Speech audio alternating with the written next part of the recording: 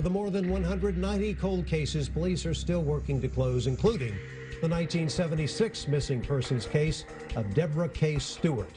Tonight, the Austin Police Unit tasked with investigating these crimes is revealing for the first time only to KXAN evidence in this case. And some believe it may be linked to a series of disappearances of young black women in Austin. And for the first time since she went missing, Debra Stewart's family is speaking publicly about a mystery boyfriend. Our Brittany Glass has this update to a KXAN investigation. I thought that this was going to be the beginning of, a beautiful relationship, and it was just snatched away. Two photographs capture a once-in-a-lifetime meeting. She had such a warm spirit and just a bubbly personality and this beautiful, genuine smile.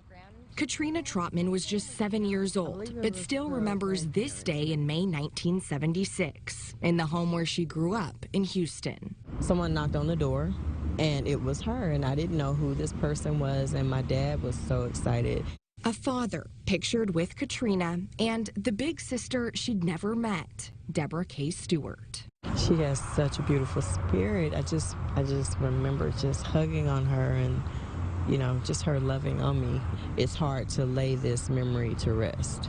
Katrina says she also remembers this man, Debra's boyfriend, but she recalls little more, not even his name. He was not warm, he was not friendly, and they drove from Austin to Houston to visit us, and then they went back that same day. Debra was 19, a freshman at the University of Texas. Her future seemed bright. She had a job, she was going to school, she had her own car. Just a week after meeting her little sister for the very first time, police found Debra's car abandoned in East Austin. These never-before-seen photos were taken at impound. My mind automatically went to him. I just wish we knew what happened. Somebody had reported that they had seen a black male, and they described his clothing that was getting out of the car or near the car. Debra was nowhere to be found. Yes. APD detectives say she was last spotted the day before, feeling sick and leaving early from the department store where she worked. They brought in other people from all over the department to go down every avenue, everybody she knew, any acquaintances she had, looking for anybody on any pathway between the Sears all the way to where her car was found, to see if anybody had seen anything. The case file shows police followed up on all the usual leads, including that mystery boyfriend. 42 years ago, they had no physical evidence to work with, no DNA. And unfortunately, we have many cases that we don't have any answers for, and that eats at everybody. It eats at the family. It eats at all of us. And what's worse, Debra was the third young black woman to go missing in Austin around that time. 20-year-old Brenda Moore disappeared 2 months before Debra. Her car was found near the location where Debra's would eventually turn up too. And the week before Debra went missing, 20-year-old Jennifer Barton also vanished. I don't really believe in coincidence, so it could definitely be connected, but I don't rule out any possibilities either. Although these cold cases share undeniable similarities, Katrina says her focus remains on the man whose face she can't forget. The boyfriend who dropped off the radar. Someone she desperately hopes can shed light on her sister's case. I don't know if he's alive or dead or anything, but I just want to know what happened. I just still believe that somebody somewhere knows something. Because Austin police back then crossed Stewart's boyfriend off their list, cold case detectives today say they haven't pursued him because they have no reason to. APD tells me in order for any progress to be made in this case, someone who knows something has to come forward. They're relying on people in each of these 3 cases for any new significant developments. Welcome back to Diaries of the Lost, where we talk about missing persons cases. It is our hope that our prayers, our thoughts, and our well wishes help to guide the missing home. Today, we are going to be talking about 4 women that went missing in 1976 from Austin, Texas, and to this very day have not been found. Their cases have often been discussed together due to the many similarities between them. But before we get into their cases, I would like to take a moment to thank our sponsor, Pillcare, for sponsoring today's video. Are you tired of the hassle of getting birth control pills every month? Introducing Pillcare, the easy birth control pill subscription service that takes the stress out of contraception. With Pillcare, you can have your birth control pills delivered directly to your door, hassle-free. But what sets Pillcare apart is our team of experienced doctors who are always available to answer any questions you may have about your contraception. No more searching the internet for answers or waiting for appointments. With Pillcare, expert advice is just a few taps away. What are you waiting for? Sign up now and experience the convenience and peace of mind that Pillcare brings. Pillcare, your easy and reliable birth control solution. So please choose Pillcare today by clicking our custom link in the description box below. In May of 1976, Debra Kay Stewart was a 19-year-old sophomore at the University of Texas, majoring in communications. Debra worked part-time at a local Sears in the area to help pay her way through college. She had her own apartment that she lived in instead of living on campus in the college dorm. Since childhood, Debra had suffered from a chronic kidney condition that required her to take medication, and she was required to drink plenty of fluids to keep her kidneys functioning. Debra had not been raised by her biological father and had just met him and a half-sister, Katrina Trotman, who was 7 years old at that time. She remembers the day that Debra visited them at their home in Houston. When Debra had knocked at the door, Katrina's father answered and introduced Debra and Katrina as sisters. Katrina remembers that her father was so excited to see Debra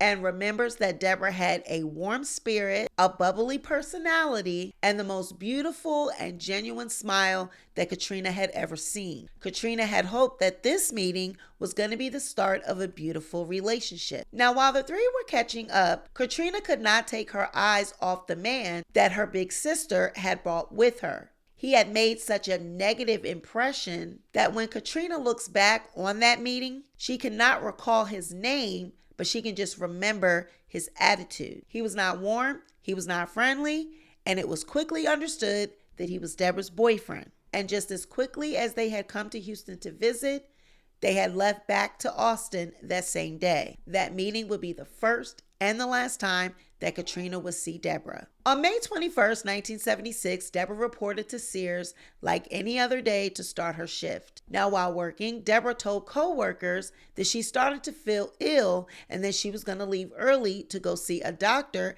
at the university. She was going to make an appointment at the clinic that the university had on campus, and co-workers remember Debra leaving early that day, getting in her car, headed to see the doctor. Sadly, Debra never made it to her destination. The following morning, somewhere between 8 and 9 a.m., Debra's vehicle was found abandoned just a mile from her apartment with the key still in the ignition. There were no visible signs that Debra may have been attacked, but who would abandon their car and just leave the keys in the ignition and just walk away?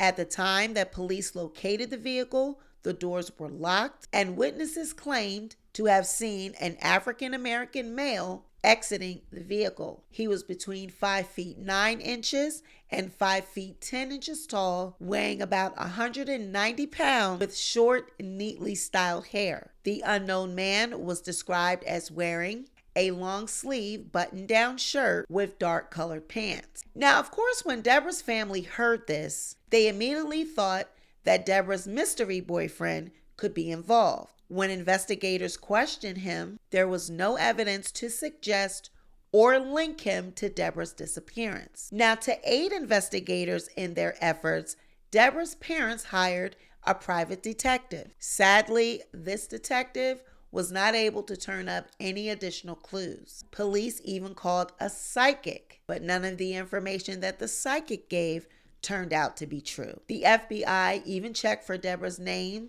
among the more than 900 victims who died in the Jonestown massacre in November of 1978. Cults were very big back in those days, so the FBI investigated the possibility that Debra could have left and joined the cult in 1976. Debra, being a 19-year-old black female, fit the profile of many of the Jonestown residents, but she never was found among the dead. When investigators searched Debra's home, nothing seemed to be out of the ordinary. Her personal items seemed to be there, and it looked as if she kept her home neat, clean, and in order. Nothing seemed out of place. Nothing seemed like it was missing. And this just further added to the mysterious disappearance of Debra Kay Stewart. Debra was 5 feet 1 inches tall and weighed 130 pounds. She had dark brown hair and brown eyes. Debra has a scar on one of her breasts and was last seen wearing a blue long-sleeve blouse with white stitching. She had on blue patchwork jeans, a blue bandana, a wide belt, and brown shoes. Now, there was another case eerily similar to Debra's case, and that was the disappearance of Brenda Moore. Brenda, who was also 19 at the time, was last seen on the east side of Austin, Texas as well. She was last seen on March 7th at 3:15 p.m., but on March 12th, this is when her co-workers found her vehicle abandoned about a block away from where Debra Kay Stewart's car had been found. Brenda's car was also locked with her car keys still in the ignition. Now, at the time of her disappearance, Brenda was working as a nurse's aide. She was married but had been recently separated and was seeing another man. Her husband told investigators that it was his belief that Debra had run off with her boyfriend, who drove a blue pickup truck. Now, it was known that Brenda had a history of suffering from depression. Brenda was 5 feet tall, weighing about 125 pounds. She had black hair and brown eyes. Now, 5 days before Debra Kay Stewart disappeared, another young woman was reported missing, and that was 20-year-old Jennifer Joyce Barton. Jennifer was a high school dropout who dropped out of school at the age of 18 and had began a relationship with an older man. This man was not the type of man that a girl Jennifer's age should have been involved with, because he was a drug dealer. He eventually got Jennifer into prostitution, with him becoming her pimp. Now, with this type of lifestyle, it comes with many trials, and it is speculated that Jennifer may have gotten into drugs, developing a drug habit. Now, on the night of May 16th, Jennifer told friends that she was going out to the movies with one of her girlfriends, but no one knows who that friend was. The two stopped at a bar where 2 men offered Jennifer $25 in exchange for sex, to which Jennifer accepted. After talking with one of the men for about 30 minutes, the man left out of the front door and the other man left out of the back door. Now, one of the men was described as 5 feet 4 inches tall and of a thin build, and the other man was described as 5 feet 6 inches tall, being of a heavy build. Now, this man also had an afro. Both of the men were black. Now, after leaving the bar with these men, it is said that Jennifer got into a tan brown colored van that had a large antenna, teardrop-shaped windows, a spare tire on the rear with California license plates. Witnesses then say that they saw the man that had left out of the back door walk around the corner where the van then stopped and picked him up. Jennifer's friend just happened to be standing outside of the bar at that time and witnessed the van drive off and go down the street and then turn around and drive back by again.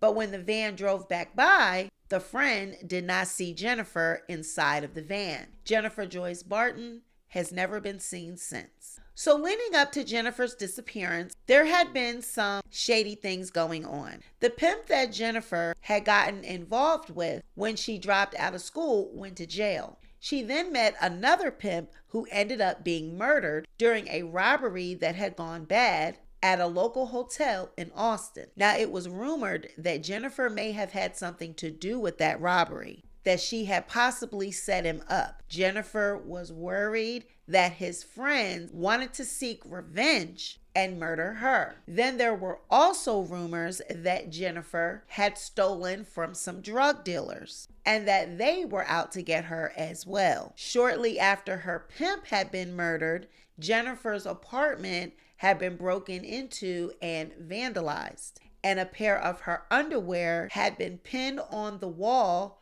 with the word blood written next to them in red paint.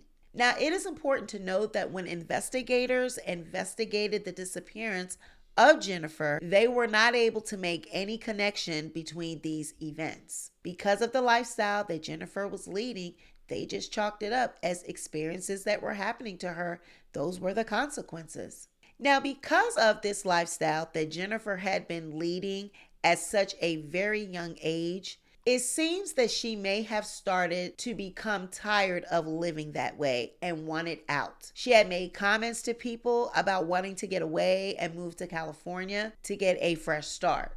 I mean, who could blame her? Now, was it just a coincidence that Jennifer happened to meet two men that were driving a van with California license plates? Had she known these men, possibly meeting them before, and just acted as if she didn't know them while with her friend? It has never been confirmed whether she knew these men or not, and it has never been proven that they had anything to do with Jennifer's disappearance. Jennifer Joyce Barton was 5 feet 7 inches tall and weighed 130 pounds. She had light and medium brown hair and brown eyes. She had freckles on her cheeks and a small mole on the top left of her upper lip and a scar on the calf of her right leg. She was last seen wearing a burgundy bodysuit, blue jeans, and sandals. So when doing my research about these three women, Debra Kay Stewart, Brenda Moore, Jennifer Joyce Barton, I noticed that their stories are often mentioned together. Every article, every website that speaks about missing persons, these three stories seem to go together because they are all from Austin, Texas. It is even thought that maybe Jennifer and Debra even ran in the same circles, maybe even knowing some of the same people. They both frequented some of the same music venues and some of the same bars in the area.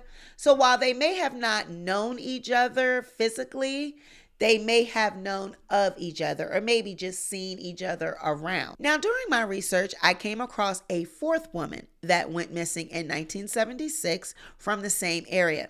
Now, she's actually from the Del Valle area. This is a suburb of Austin. It is not specifically in the city of Austin. It's kind of like on the outskirts. So her case is not being investigated by the same police department, which is possibly why they don't mention her case like they mention all other three when you speak of these women that went missing in 1976. But Pinkie Mae Davis-Herron also went missing in 1976 from the same area. Now, Pinkie's married name was Davis and her maiden name was Herron, so she carried both of these names. She was a mechanic and loved working with her hands and was also a drummer. Pinkie was known to frequent the East Side just like the other three women, and she also played music venues in the area. So again, there is a possibility that she could have known any of these women. Now, what was different for Pinkie was the fact that she had children. She was a mother. She had married in 1970 when she was only 14 years old, and by 1975, she was divorced. Now, when you look up Pinkie's case on any of the missing persons websites, you're gonna notice that they state that Pinkie went missing in 1979 and not 1976. Now, this is because apparently when Pinkie first went missing, her case was not taken seriously. Police didn't see any reason to suspect foul play or think that something bad could have happened. And because her children were so young at the time, they could not convey to investigators that their mother had actually went missing, that she had left one day and had just simply never come back. So when Pinkie's youngest daughter turned 16, she reported her mother missing. And at this time, it was now the 1980s. She couldn't remember exactly when her mom went missing. All she knew was that her mother was missing, and she had not seen her mother since 1979. So that is what she told investigators, that her mother went missing and she thinks it was in 1979. But Pinkie's daughter did not stop there. She started speaking to her family and learned that her mom actually went missing in 1976. So I'm wondering, what was the family doing from 1976 to 1979 when the younger child, then turning 16, goes down to the precinct and tells investigators that her mother is missing? What did the family think had happened to Pinkie? Where did they think that she had gone? Why didn't they report her missing in 1976? And who had been caring for these children for that length of time? So when families started piecing together the details, Pinkie was actually last seen September of 1976 around the Labor Day weekend. The last person to see her saw her driving in her vehicle, and when she saw Pinkie, Pinkie had beeped the horn and just kept driving down the road, to which she waved back at Pinkie. It was said that Pinkie was on her way to her third job, which was at the Texas Golden Nugget in Dalval, Texas. And that was actually the last sighting of Pinkie. Pinkie was 5 feet 3 inches tall and weighed between 120 to 130 pounds. She was biracial, being African American and Hispanic. She had brown hair, hazel brown eyes, and she wore a ring on her third finger of her right hand. So let's look at the similarities of these cases. 3 out of the 4 women were last seen in their vehicles. This makes me think that maybe the person that is responsible for the disappearances of these women approached them while they were in their vehicle, stopped. Could they have known the person? The person must have abducted the women right from their cars because their keys were found locked inside of the car, still in the ignition. So that means the person would have had to lure them away or grab them and drag them away from the car, but then lock the car doors and leave the keys in the ignition. Maybe the person was lying in wait in the back seat when the women got in the vehicles, and maybe it was a carjacking of some sort. But if it was a carjacking, then why were the cars found with the keys still in the ignition?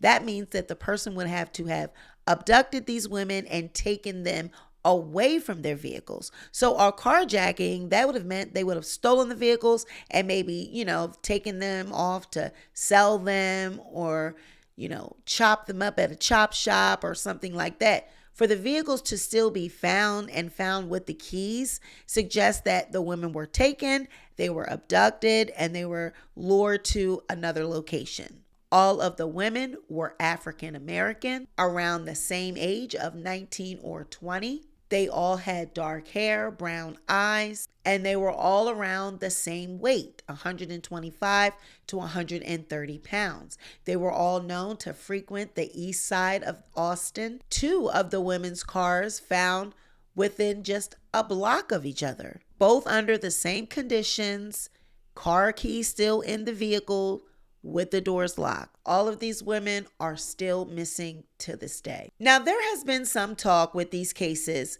about Samuel Little possibly being involved. Now, Samuel Little is a prolific serial killer in the United States, maybe one of the deadliest. He has helped investigators solve murders by actually drawing his victims, and he draws them so accurately that when you see the actual portraits or pictures of the women, you can see that his drawings and the pictures look eerily similar.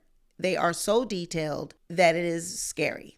Now, Samuel Little has an unmatched confession to a murder of a Houston, Texas African-American female. He killed this woman sometime between 1976 to 1979.